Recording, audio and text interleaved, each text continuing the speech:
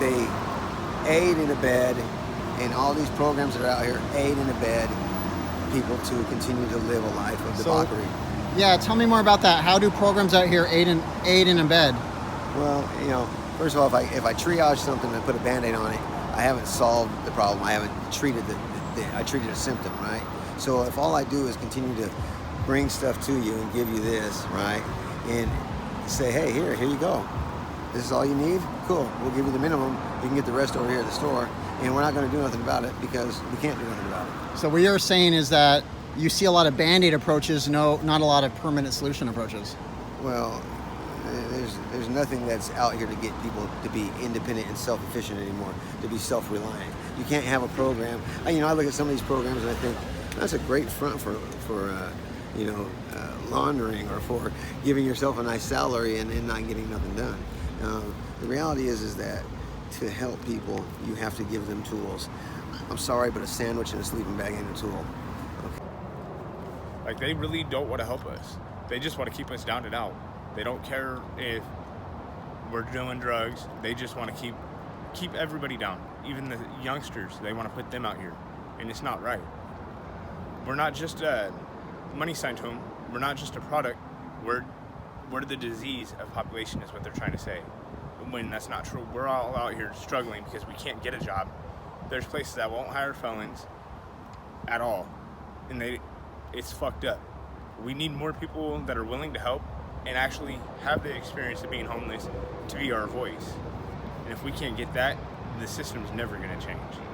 And like my wife said earlier when she was here, the more they try to control the situation without knowing what we need or want, the more it's gonna hurt.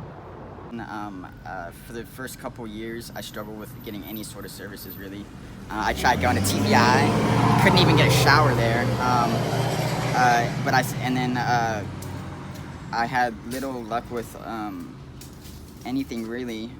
Central City Concern, I didn't get any luck with.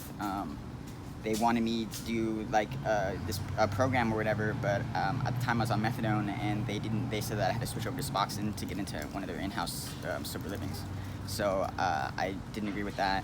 So then I got put on a wait list for housing. You know, they're coming out here representing themselves as trying to help us.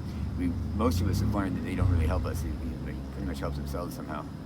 You know, it's just another number, I did this for him, I did this for him. You know, and give out this many sandwiches, give out this many things, you know. And if you actually watch what they give out most of the time, you know, how many toothbrushes do we need? You know, they give out these care packages that are just the same things that we don't really, most of us don't have teeth, you know. So I don't know. It's crazy. They're giving you apples every day. Yeah, I know. They do, you know. And it's like, here, come here every day, and then if you don't make it in, then come back, and then come back, and then come back, and then come back, and by that time you're not coming back.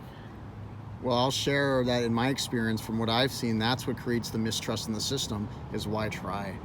You know, it's like people finally get fed up, and they do legitimately try in the beginning. Yeah. But I've met a lot of old school homeless out here like, you know what, I tried 5 times in a row, I'm not going to try anymore. Yeah. And then they are oftentimes labeled as they're being difficult or not ready. Are they not ready, or maybe the system wasn't ready for them? The system wasn't ready for them.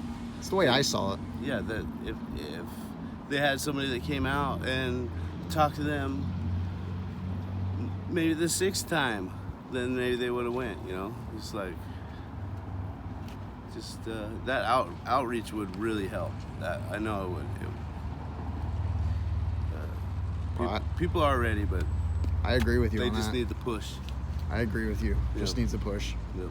Well, I appreciate you sharing. I got your permission to share this. Of course. It's very nice to meet you, brother. Nice to meet you. Well, let me ask you then, if you were in charge, what's the first thing you do? How would you try to fix the system? How would you improve it? I would find ways to make housing more available and readily available for everybody, not just a certain race or a certain, diagram, just for everybody. Because there's a lot of people out here that have kids and the mental health as well. Because a lot of people just, push it under the rug, and they keep playing this cat and mouse game of, hey, we're gonna tell you guys to get out, you guys gotta find somewhere else, and then 2 months later, we're going to do the same thing. So it never ends. They say they're solving the problem, but they're not solving anything. Nothing. Wow.